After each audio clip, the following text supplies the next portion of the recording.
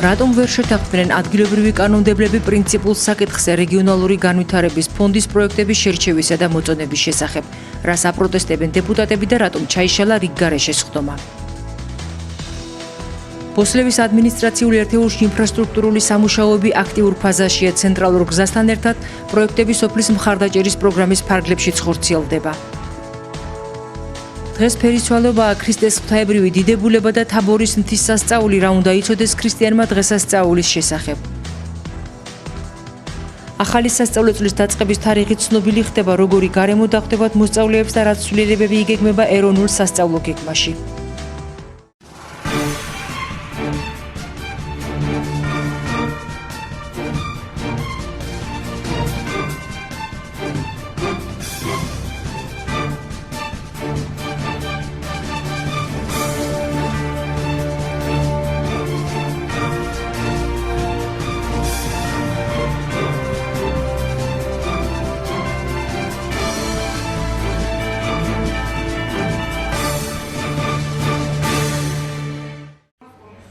ვნებათხევლას საკრებულოს რიგგარეშეს ხდომაზე მისი დაწყებისთანავე გაჩნდა.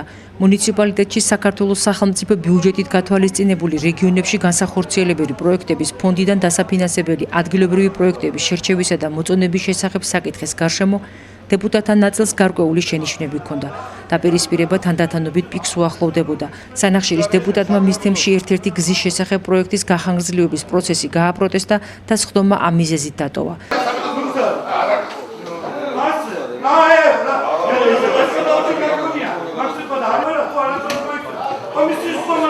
განსაკუთრებით აქტიურობდა შორაპნის დეპუტატი, რომელიც ასევე პროექტთან ნუსხაში გაჩეჩილაძეების უბნის გზის პროექტის დაბრუნებას მოითხოვდა, რომელიც სავარაუდოდ 50,000 ლარის ფინანსებს საჭიროებს. მოულოდნელად გავიგეთ წუხელი 9 საათზე, რომ დღეს საკრებულოს ხდომა იმართება. საკრებულოს ხდომა იმართებოდა უმნიშვნელოვან საკითხზე, ეს არის რეგიონალური განვითარების ფონდის პრიორიტეტული პროექტების დაფინანსების თაობაზე. ზესტაფონის მუნიციპალიტეტის გერბზე არის გამოსახული შორაპნის ციხე და რეგიონალური განვითარების ფონდის დასაფინანსებელ საკითხებში ერთი თეთრი არა აქვს. დღევანდელ დავით მაღრაძეს და მის კლანს თავის ნათესავებით არის დაკომპლექტებული საკრებულო და გამგეობა მოგეხსენებათ შორაპნის თვის, შორაპნის მოსახლეობისთვის და ეს არის შეკრული ბლოკი შორაპნის წინააღმდეგ და მე ვეკითხები მათ, რატომ მებრძვით ხალხს? ვინ მიცა მათ ხალხის წინააღმდეგ ბრძოლის უფლება? შენიშვნები ჰქონდა ფუთის მაჟორიტარსაც. მქონდა შენიშვნა, იმიტომ რომ ცენტრალურ გზა რომ ძალიან ცუდ მდგომარეობაში ფაქტურად მანქანები ვეღარ გადაადგილდება და მინდა რომ ცენტრალური გზის მშენებლობა დაფინანსდეს 2016 წელში. იყო თუ არა საკითხი მომზადებული და რატომ გახდა საკრებულოს თავმჯდომარე იძულებული სხდომა გადაედო. უმრავლესობაში ამბობენ, რომ აღნიშნული საკითხი ჯერ კიდევ შარშან სამწლიანი პროექტების ნუსხის განსაზღვრისას მომზადდა და ახლა მასში მხოლოდ გარკვეული დაზუსტებები ხდება. ჯერ კიდევ შარშანდელი პერიოდიდან იხილება საკითხები, სამწუხაროდ ოპოზიცია და რადიკალურად განწყობილი ძალა მუშაობას მიჩვეული არ არის და მოვლენ აქ პოსტფაქტუმ ჩვენ შემოვიარეთ სოფლები, კითხეთ მოსახლეობას. ეს არ არის ფეოდალური კანტორა, რომ ვინმე თავის წილი ერგებოდეს. აქ არის მოსახლეობის მდგომარეობაზე საუბარი. მოსახლეობა გარკვეულ სოფლებში არის უნძიმეს მდგომარეობაში გზების კუთხით, წყლის კუთხით. ბაღები არ არის და როგორ შეიძლება თქვა, რომ ბაღი არ აშენეს და მომეცით მე.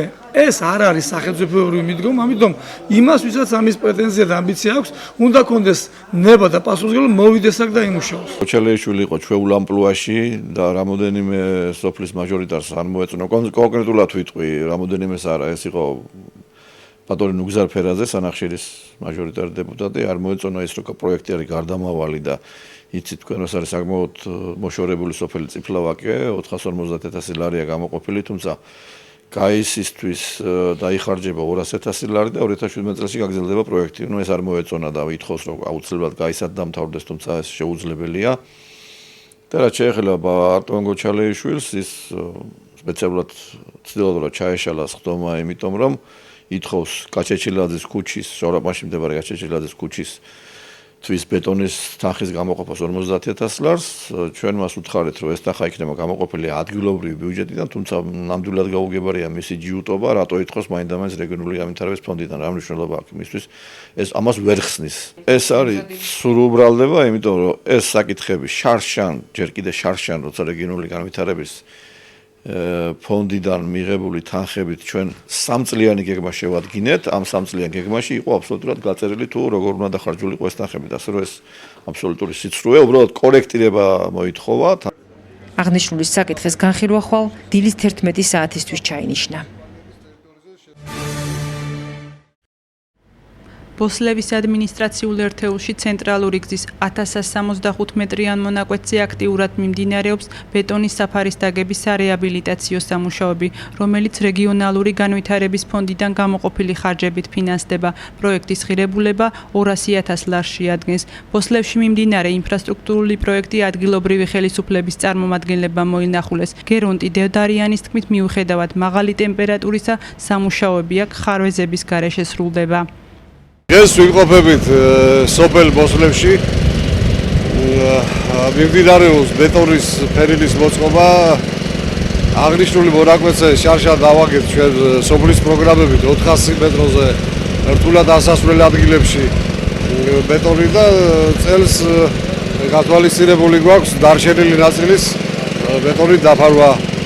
დღეისათვის დაგებული არის 250 მეტრი სამუშაოები, როგორც ხედავთ, მიმდინარეობს მაღალი ტემპით.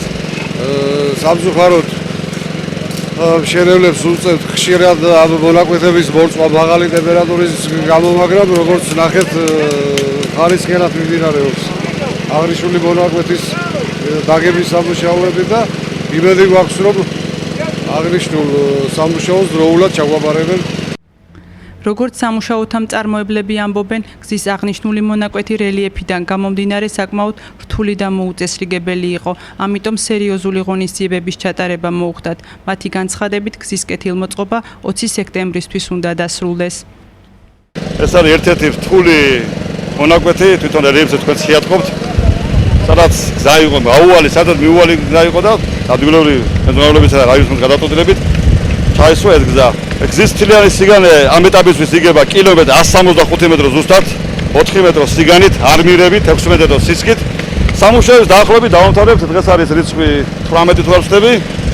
ალბათ 10 სექტემბრისთვის. ყველაზე უგვიანესი 10 ძირითად სამუშაოებს. მერე თავისთავად უკეთდება სანეური არხები, რომელიც ალბათ 1-10 დღე კიდევ დაჭირდება და მე მგონი სექტემბრის 20-ისთვის თავიდან ბოლომდე იქნება გზა.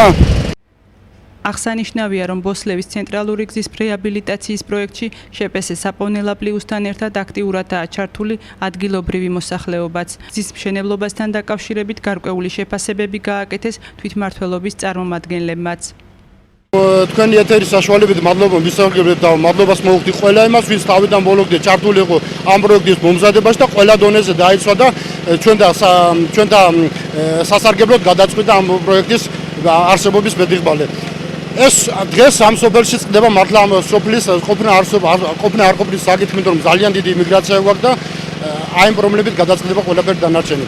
ხალხი იყო ძალიან გაჭირვებული მდგომარეობაში ამ უგზოობის გამო, ბევრი ახალგაზრდა წავიდა ამ უგზოობის გამო ამ სოფლიდან, მაგრამ უკვე დღევანდელმა მთავრობამ, ხელისუფლებამ ჩაგვისახა როგორც ხალხს, ისე სოფელს იმედები და დაიწყო ეს გრანდიოზული, გიგანტური მშენებლობა ბოსლევში, რომელიც ისტორიას არ ახსოვს. დიდ მადლობას მოუხდით ხელმძღვანელობას პირველ რიგში. ახალბედა გამგებელი ყვას, დეპუტატის ჩვენი სოფლის მკვიდრია, უღმესი მადლობა მათ. ასეთი რამ ჯერს 50 წლის კაცი ხვდები, ჯერ არ ყოფილა ასეთი ენერგიული შრომა, ასეთი ბოსლევისათვის თავდადებული შრომა და ეს ფაქტია ჩანს ყველაფერი. მართლმადიდებელი ეკლესია დღეს მაცხოვრის ფერიცვალებას აღნიშნავს. ფერიცვალების დღესასწაული 12 უდიდეს დღესასწაულთა შორის არის. ამ დღეს თაბორის მთაზე იესო ქრისტემ სამი მოწაფის პეტრეს, იაკობისა და იოანეს წინაშე ფერი იცვალა და თავისი ღვთაებრივი დიდებულება აჩვენა. წმინდა სახარების მიხედვით მაცხოვარს ზეციური დიდებით მოსილი მოსე და ილია წინასწარმეტყველი გამოეცხადნენ. ისინი უფალთან იმ ნებისა და ტანჯვის შესახებ საუბრობდნენ, რაც მას იერუსალიმში ელოდა. მოციქულებს შემდეგ თავს ელვარე ღრუბელი დაადგა, საიდანაც ღვთის ხმა ამბობდა. ესე არის ძეჩემი საყვარელი, რომელიმე სათნო ვიყავ, მაგის ისმინეთ. ხილვით შეშინებული მოწაფეები პირქვე დაემხნენ. როდესაც აიხედეს მათ წინაშე მხოლოდ იესო იდგა. მან გააფრთხილა მომავალი მოციქულები, რომ ეს ამბავი არავისთვის ეთქვათ, ვიდრე მკვდრეთით არ აღდგებოდა. როგორც ცნობილია, იერუსალიმში ყოველწლიურად ხილულის 3 სასწაული აღესრულება. აღდგომას, ზეციური ცეცხლის გარდამოსვლა, ნათლისღებას 19 იანვარს მდინარე იორდანეს უკუქცევა და 19 აგვისტოს ფერიცვალებას თაბორის მთაზე ღრუბლის მისვლა. ფერიცვალების დღეს ტაძრებში ყურძენი და ხილი იკურთხება. მარხვის გამო ეს დღე თევზით ხსნილია. მთელ საქართველოს სულოცავ და ამავე დროს მთელ ზესტაფონის ხალხს სულოცავ დღევანდელ დღეს და რწმენაში შესულიყვენ და კეთილი საქმეები აკეთებთ. უერთები დღევანდელ დღეს და გილოცავთ პირველ რიგში თქვენ ამ დღესასწაულს და მრავალ სასწრებელს. მთელ საქართველოს ულოცავ გამოსწორებული იყოს ჩვენი საქმე და ღმერთი იყოს ჩვენი მფარველი და ყველას მფარველი.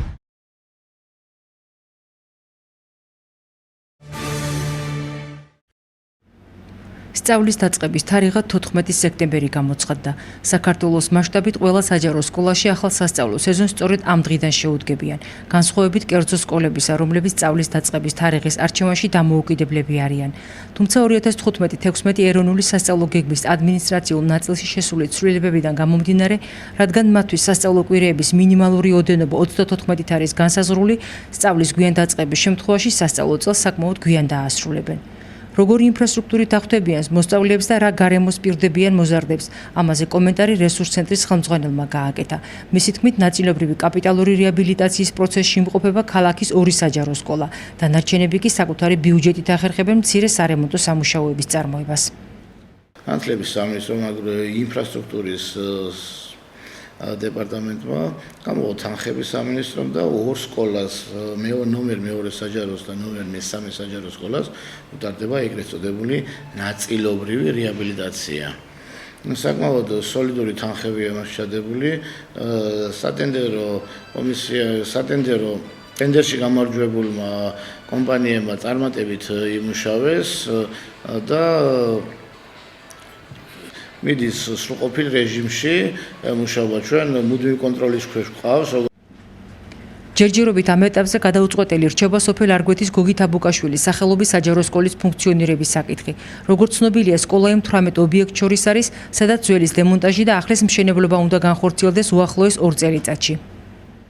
სამხარაულის სახელობის სასამართლო ექსპერტიზის ეროვნული ბიუროს დასკვნით სკოლის რეაბილიტაცია ვერ მოხდება და აზრი არ აქვს ამ რეაბილიტაციას იმის გამო, რომ ის თანხები, რაც დაჭირდება სკოლის რეაბილიტაციას, გაცილებით მეტი იქნება, ვიდრე შენობის საბალანსო ღირებულების ნახევარი. ასეთ შემთხვევაში სკოლის დემონტაჟი უნდა მოხდეს და უნდა აშენდეს სახანო.